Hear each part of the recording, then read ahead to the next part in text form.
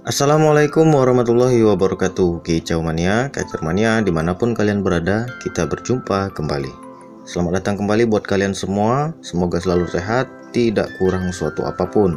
Pada kesempatan kali ini saya akan membahas burung kacer tidak pernah bagong, alias burung kacer yang anti bagong. Apa memang burung kacer itu nggak bisa bagong seumur hidup? Atau memang ada sesuatu masalah? Yang namanya burung kacer kalau belum bagong, biasanya burung kacer itu kurang greget kalau digantangan, ya kan? Tapi kalau bagong terus, ya stres juga lama-lama sang perawatnya. Tetapi karena kicauannya itu harus sabar, apalagi menghadapi burung kacer yang memang betul-betul banyak masalah di antara burung-burung yang lain, ya kita harus ekstra sabar kan? Nah, dengan kesabaran akhirnya membuahkan hasil burung itu mau nampil. Bagongnya hilang pada saat kita gantang. Nah, berbeda lagi kasusnya jika burung kacer nggak mau bagong sama sekali. Dari awal beli dilombakan, jalan dilombakan, tapi nggak pernah bagong. Minusnya burung kacer ini kurang greget, nggak bongkar, alias kebanyakan burung yang anti bagong itu sering monoton. Nah, ini yang bikin pusing kacer mania itu pengen burung kacernya tuh biar bisa bagong. Ada beberapa macam tingkah laku burung kacer yang anti bagong apabila kita bawa ke arena lomba atau ke tempat latihan. Yang pasti dari segi kicauan. Nah, biasanya burung kacer yang anti bagong kalau kita gantang itu yang dia keluarkan lagu andalannya adalah kaceran alias lagu daerah. Dari awal sampai akhir lagu daerah, terus kaceran, terus sang perawat gigit jari. Kemudian ada lagi yang main materian, tapi materinya itu aja, nembak terus nggak karuan. Tapi tembakannya cuma satu lubang, alias dangdutan dari awal sampai akhir. Sang perawat garuk-garuk kepala, tepokan jidat. Tetapi tidak sampai di situ saja. Ada lagi burung kacer yang anti bagong kalau kita gantang mainnya materian, kaceran, materian, kaceran. Gulung-gulungnya di situ-situ saja. Kemudian kalau kita perhatikan ekornya nggak buka alias nguncup. Pada saat juri ada di bawah, dia diam seribu bahasa, seolah-olah dia sedang sariawan. Kalau juri sudah lewat, dia main lagi, kaceran lagi, materian lagi, kaceran lagi, materian lagi, sampai penilaian selesai. Itulah beberapa ciri burung kacer yang anti bagong kalau kita bawa ke arena lomba. Ya nggak greget, monoton, kemudian ekor nggak mau buka. Lalu pertanyaannya adalah kenapa burung kacer anti bagong itu seperti itu? Nggak mau bongkar, monoton, nggak greget. Apakah memang dia nggak bisa bagong seumur hidup? Ataukah memang burung kacer yang anti bagong itu nggak bisa dipakai untuk lomba? Kita akan bedah satu persatu. Perlu kita pahami, burung kacer yang anti bagong rata-rata fighternya rendah. Bukan tidak ada fighter. Kalau burung nggak ada fighter, dia nggak mungkin mau berkicau di antara banyak kacer, ya kan? Pasti dianya akan diam seribu bahasa, lari-lari kayak burung ketakutan. Tapi ini nggak, dia mau berkicau di situ. Berarti fighternya ada, hanya saja fighternya rendah. Nah, itu yang harus kita pahami terlebih dahulu. Kemudian burung kacer yang anti bagong itu ada yang susah untuk mendapatkan emosi. Kemudian ada lagi yang susah untuk mendapatkan birahi.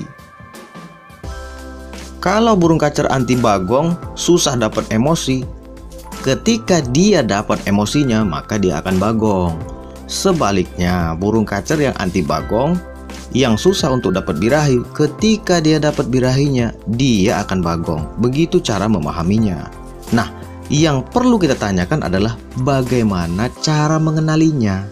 Ciri-cirinya seperti apa, ya kan? Kalau kita sudah tahu burung kacer yang anti bagong itu susah dapat emosi, berarti kita akan mudah untuk mengatasinya. Kita tinggal cari emosinya saja. Kemudian kalau burung kacer yang anti bagong itu ada yang susah untuk mendapatkan birahi, maka kita akan lebih mudah untuk mengatasinya, ya kan? Tinggal kita cari birahinya saja. Yang perlu kita tahu ciri-cirinya seperti apa. Cara yang paling mudah untuk kita mengetahuinya burung kacer kita yang anti bagong ini susah dapat emosi atau susah dapat birahi, maka pada saat kita di arena lomba atau pada saat kita latihan dengan banyak kacer. Jangan satu dua, nggak kelihatan nantinya. Harus banyak kacernya, itu banyak. Nah, pada saat kita perhatikan burung kacer yang anti bagong yang susah dapat emosinya, biasanya kalau dia berkicau atau mau main di lapangan, dia mainnya main birahi alias kaceran. Nah, kalau dia sudah kaceran, berarti yang kita perlukan adalah mencari emosinya. Kita lakukan perawatan untuk menaikkan emosi. Nah, untuk burung kacer yang seperti ini, kita berikan ekstra puding jangkrik saja. Tetapi jangkriknya itu semau dia, sesuka-suka dia, sekenyang dia berapa. Kemudian setelah makan jangkrik, kita berikan penjemuran sekencang-kencangnya. Tapi jangan sampai mati. Maksudnya itu jemurnya agak kuat, semampu dia. Setelah kita melakukan penjemuran, kita berikan lagi jangkrik semau dia berapa, habisnya berapa terserah dia. Sudah selesai, kita langsung full kerondong. Esok hari kita lakukan seperti itu berulang-ulang. Jangan kita berikan pemandian sampai 1 minggu. Nah, di hari berikutnya kita perhatikan perbedaannya seperti apa. Berikan istirahat minimal 2 hari full kerondong tanpa dijemur. Kemudian kita tes. Nggak usah ke lapangan, kita tes untuk latihan saja. Karena kita pengen lihat perubahannya. Selanjutnya burung kacer yang anti bagong susah untuk mendapatkan birahi. Nah, biasanya burung kacer yang seperti ini ketika kita bawa ke arena lomba, dia main tapi materian, alias mainkan emosinya. Materinya satu-satu itu aja. Nembak ya nembak aja terus, nggak ganti-ganti. Berarti kalau kita sudah tahu burung kacer ini birahinya susah dapat, maka yang harus kita lakukan adalah perawatan mengejar birahi, pengembunan, mandi malam atau mandi sore. Nah, ini yang bagus. Kemudian ekstra pudingnya kita berikan kroto. Kalau bisa sebanyak-banyaknya kroto itu, semampu dia makan. Mau 1 cepuk ya 1 cepuk. Pokoknya berikan rawatan seperti itu terus menerus. Minimal sampai 1 minggu kita cek perubahannya, apa ada bedanya, kan bisa kelihatan. Kemudian kita berikan penjemuran yang rendah-rendah saja. Paling cuma 15 menit, sudah itu angkat. 15 menit angkat. Setiap harinya paling cuma 15 menit. Jangan dikasih yang kuat-kuat untuk penjemuran. Kemudian burung kacer yang anti bagong, kalau kita bawa ke lapangan, mainannya itu ya kaceran ya materian. Ya kaceran ya materian. Cuman di situ-situ saja. Kemudian ekor nggak mau buka. Nah, burung kacer yang seperti ini biasanya birahi rendah, emosi rendah, tenaga nggak punya.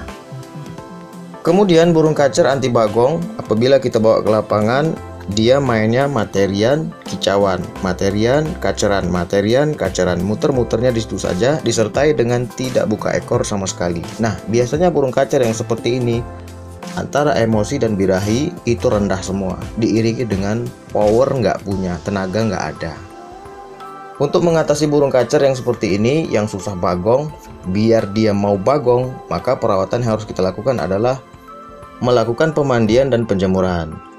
Pagi kita mandikan, kemudian naikkan penjemuran, kemudian kita mandikan lagi. Dengan menggunakan ekstra puding semau dia, sekuat dia, jangkriknya sekuat dia berapa. Kemudian setelah selesai kita berikan ekstra puding, kita full kerondong, sampai besok pagi jangan diganggu-ganggu. Besok hari kita ulangi lagi, minimal lakukan selama seminggu. Setelah seminggu kita cek perubahannya itu seperti apa.